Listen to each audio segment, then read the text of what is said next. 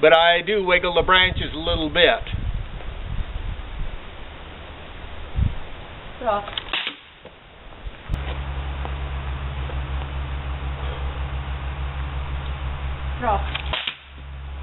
It's McCook's Mr. Bill. Keeping men safe around women. Well, keeping you safe around women automatically means you start at your own home. I've been married for 40 years, so I can give you a bit of advice. I can. The one thing you'd never do is talk about weight. I said talk about weight. And rest assured, if you mention that it looks like you gained a few pounds, you will pay a very heavy price.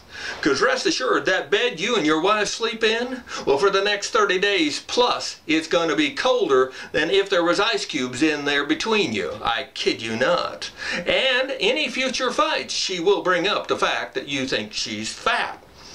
So, keep that in mind. And another thing, when you come home from work, you know how you get a song in your head once in a while and you can't get rid of it? You have to sing it. You have to sing it. Well, I came home from the bakery one night with a song in my head. It's a common tune. You bet. I bet all of you sing it. Be that as it may, I crawled into bed at 2:30 in the morning from that bakery, and I was singing that song. And the song, well, was Who's Afraid of the Big Bad Wolf? I did not get to the chorus of that song before a hand came out from under the covers, grabbed me by the throat, and she made terroristic threats against me, my own wife. Now, also, I'll stop it right here, my wife milked cows from 10 years old to 19 until I showed up and we got married. She milked cows for that 9 years, right?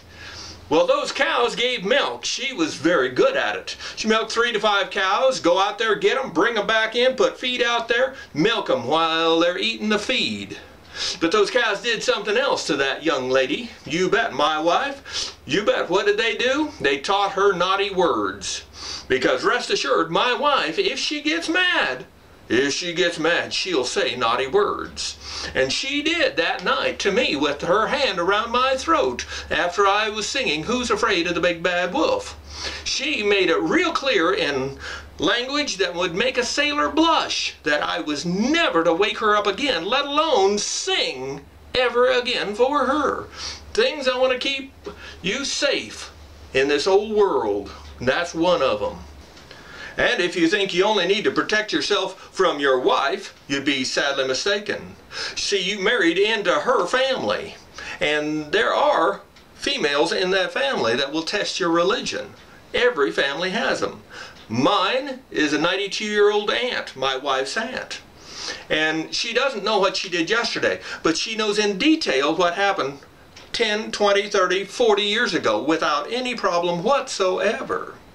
And since I go out to visit her once a week, bring her whatever groceries she needs, things such as that, she will make it darn sure that I take 30 minutes before I can get out of there, as she will continually tell me things that I don't need to know. I don't need to know. For example, when she will go into detail of her husband dying when she was just 60 years old, and she still wanted to date. I said she still wanted to date, but she didn't think she could compete with the younger women out there for the men. And so what she did, she told me, she said she had this procedure. Well, I am not a doctor, nor have I ever been. In fact, in my high school, there were 18 kids. And rest assured, those other 17 kids, I had more D-minuses than all 17 combined. You get a picture of my wisdom up here in school. So I had none of that. When she said the procedure, I had no idea what it was, and so I made the foolish mistake of asking the question. Now, they say there are no stupid questions. Yes, there are. There's times you should keep your mouth shut. But I asked a question. I don't know what that is.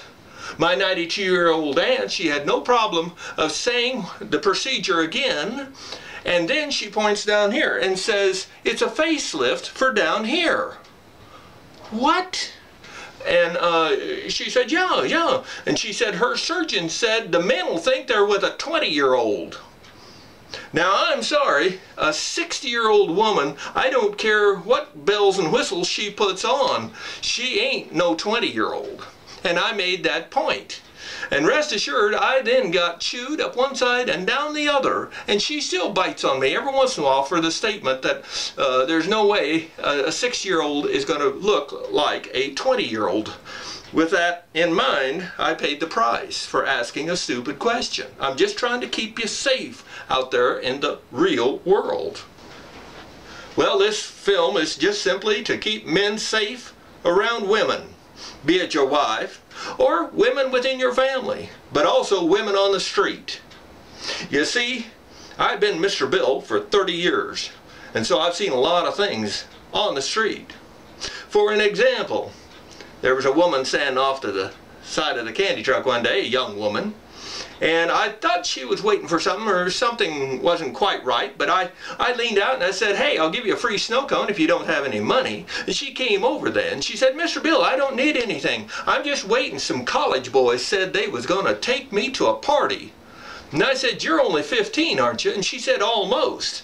And I said, "I don't think that's a good thing." And she said, "Oh, it'd be lots of fun, Mr. Bill." She said, "They promised me all the beer I could drink." I said, "No, now I know that's not a good thing." And she said, "You're not the boss of me. I'm going to do what I want." And I said, that's fine, because for sure I'm not your parent or even a relative, and I'm not a cop, a preacher, or a teacher. But would you do Mr. Bill a favor?" And she said, "What's that?"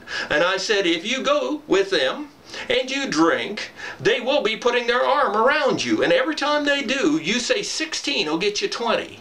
And she said, "What's that mean, Mr. Bill?" And I said, "Well, you don't need to know, but they will. They will." I'm just trying to keep the men safe in a world full of women. Rate this film.